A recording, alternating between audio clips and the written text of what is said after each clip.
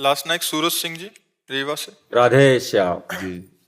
हे परमपिता परमेश्वर, ये अधम आपके सामने बैठने लायक नहीं है। शराब, मांस, अंडा, गुटखा, तंबाकू, सिगरेट आदि कर्म करता था। आपसे दोस्ती हुई, राधा रानी का नाम मिला, आपसे जब से मिला हूं ये सब गायब हो गया।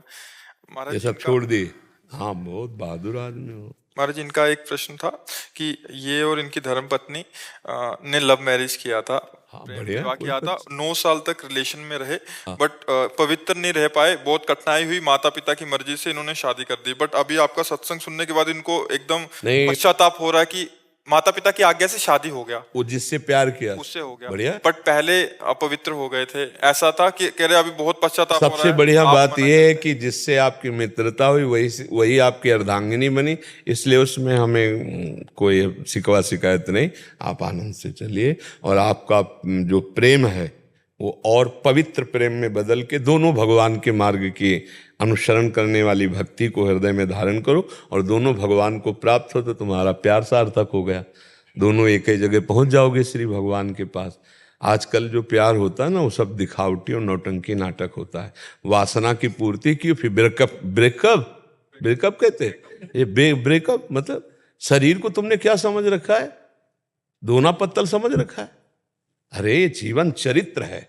एक बार जैसे मानो आपने प्यार किया, ठीक है, हाथ मिलाया आजीवन के लिए तो बढ़िया है, हमें कोई परेशानी नहीं।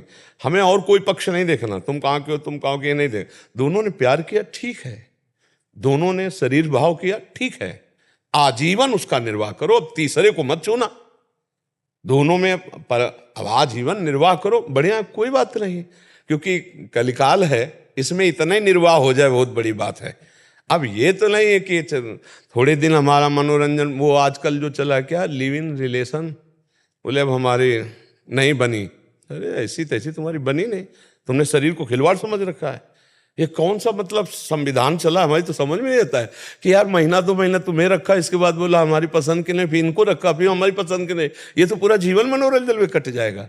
और उसकी हालत क्या हुई जिसको तुमने कह दिया पसंद नहीं, तो मतलब ये क्या रह गया, उसका जीवन क्या रह गया, तुम्हारा जीवन क्या? क्यों लिव इन रिलेशन का मतलब यही तो है ना, हमें जैसा बताया गया, हमें तो पता नहीं। अंग्रेजों का चाल चलन। अंग्रेजों का चाल चलन। कल वही तो एक आए थे, वो कह रहे थे भारत को विश्व गुरु बनाना है।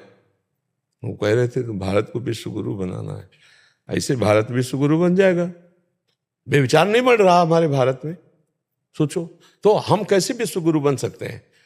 कैसे बन सकते हैं जब हमारे घर में ही पोल है? तो हम घर के गुरु तो बन नहीं पा रहे हैं। विश्व को अपने प्रताप से, जैसे विवेकानंद जी गए ना तो कुछ मिनट तक सबको समाधिस्थ कर दिया, शून्य पे स्थित कर दिया। भारत का ऋषि गया तो किसी को होश ही नहीं रहे।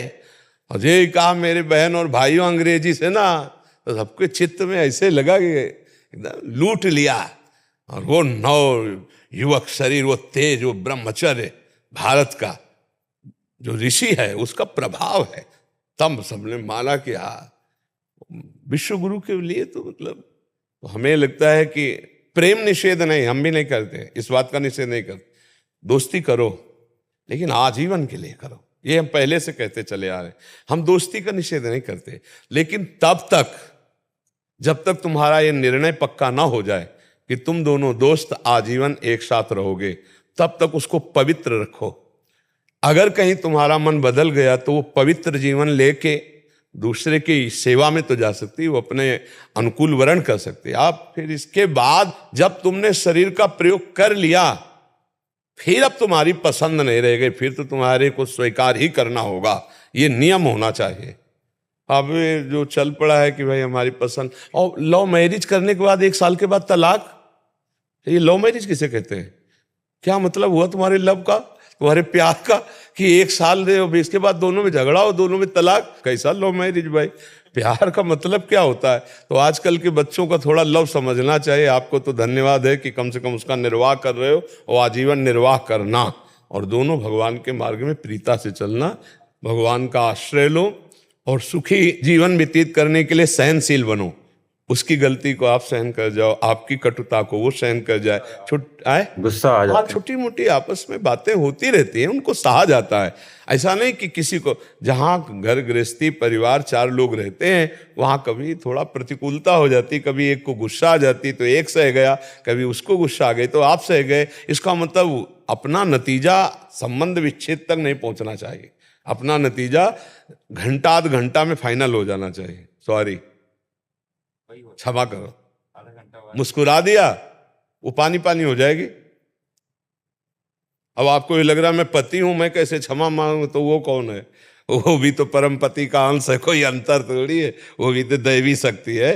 जब आपसे गलती हो गई तो आप राधे श्याम, उनसे गलती हुई तो आप, तो बढ़िया प्यार में जिंदगी। और गलती क्या है, थोड़ी थोड़ी मन की प्रतिकूलता को तो सहना चाहिए एक दूसरे से, और नाम जप करो, बढ़िया चलो। सच्चे वीर यही हो कि अपने अंदर के विकारों को मिटा दें, हैं?